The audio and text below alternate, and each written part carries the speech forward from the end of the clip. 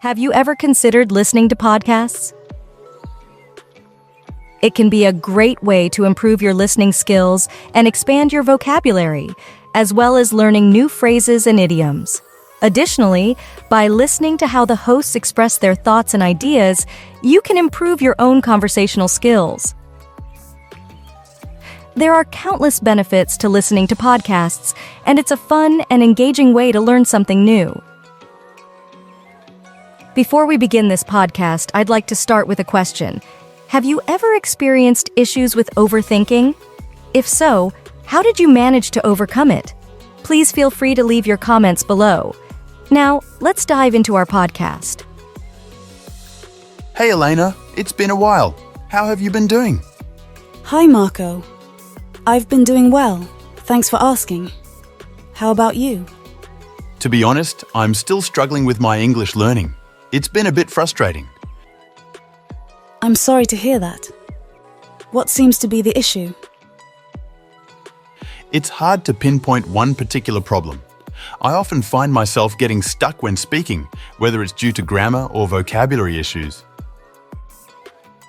I can understand how that can be frustrating. Have you tried any new techniques or methods to help you improve your English skills? Yeah, I've been trying to watch more English shows and movies, and I've been practicing speaking with native speakers online. But it still feels like I have a long way to go. Let me help you out a bit. Do you remember the difference between on time and in time? Oh yeah, I studied that a while ago. But I still have trouble using it correctly when I speak English. I can understand why it might be tricky. But it's important to practice using the phrases in context. Otherwise, it's difficult to apply what you've learned. That makes sense. Do you have any tips for how to practice using on time and in time in the right situations? One way to practice is to come up with different scenarios and then use the phrases in a sentence. For example, I arrived at the airport on time for my flight, or I finished my work in time for the deadline. It may also be helpful to listen to how native speakers use these phrases in conversation. Can you help me to understand the difference between on time and in time? On time means doing something at the right time, like arriving at the airport at the time your flight is supposed to leave. In time means doing something with enough time to spare, like finishing your work before the deadline. Oh, I see. So, on time means doing something at the exact time it is supposed to happen, and in time means doing something with enough time before it is due. I can give you another example. Let's say you have a meeting at 3 p.m. If you arrive at 3 p.m., you're on time. But if you arrive at 2:45 p.m., you're in time. Oh, I see. So, if I arrive at the exact time of the meeting, I'm on time. But if I arrive a little early, I'm in time. Yes, that's correct. Being in time means you're not only on schedule, but you also have some extra time to prepare or get settled before the meeting starts. I get it now. Thanks for the helpful examples, Elena. I can teach you some phrases to improve your English skills. For example, if you want to thank somebody, you can say, "It's very kind of you," or "Thank you so much for doing that." That's helpful. What if I couldn't hear the last part of a phrase? How can I ask the speaker to repeat it? Good question. You can politely ask, "I'm sorry, I didn't catch the last word. Could you please repeat that?" Now, let's start the podcast conversation. Hey Marco, how are you feeling today? You called me last night and you seemed really worried. Is everything okay? Oh, hey Elena. Thanks for asking. Yeah, I was feeling a bit overwhelmed last night. Anything serious? Do you want to talk about it? I don't know, I've just been overthinking everything.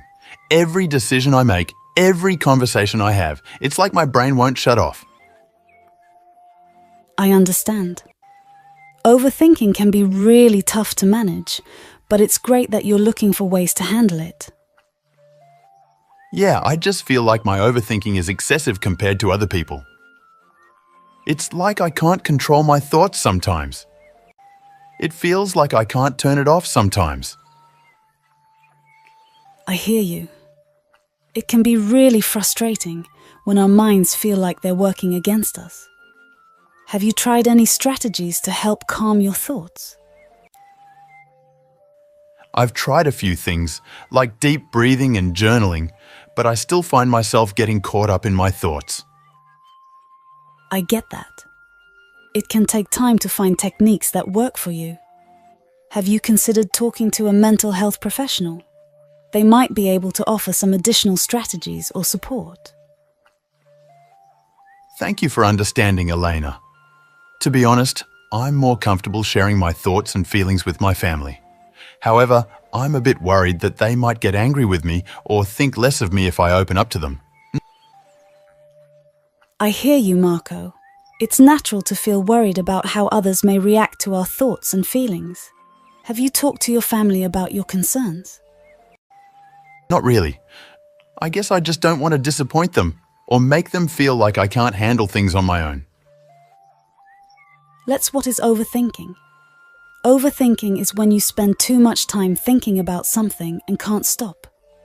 It's like being stuck in your thoughts and worrying too much about a situation or problem. This can make you feel stressed, anxious, or overwhelmed. I've been feeling really down lately. All of my friends seem so happy and they're always posting pictures with their significant others. Meanwhile, I feel frustrated and sad about my own life. It's completely normal to feel that way, Marco.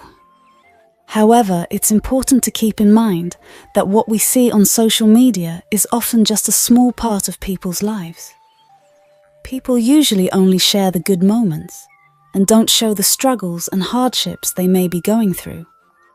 So, even if it looks like everyone else is living their best life, there may be more going on behind the scenes that we're not aware of.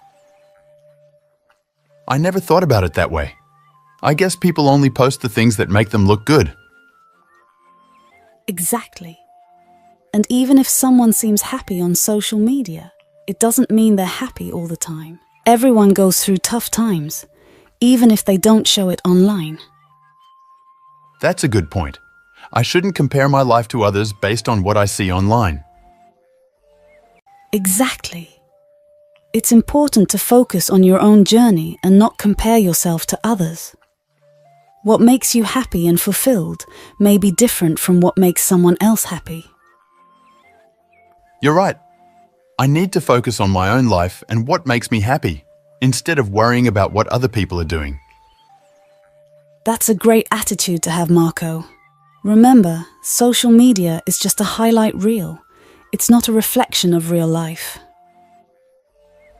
I keep thinking too much about my past mistakes, which is making me feel sad. I also worry a lot about what might happen in the future, and that makes me overthink things. Hey, Marco. I'm really sorry to hear that you're going through a tough time. It's completely normal to feel down when dwelling on the past or worrying about the future. Just know that you're not alone in this, and there are definitely ways to manage these feelings. Firstly, I have to identify what triggers me. What makes me overthink? Because without knowing what makes me overthink, I cannot deal with it.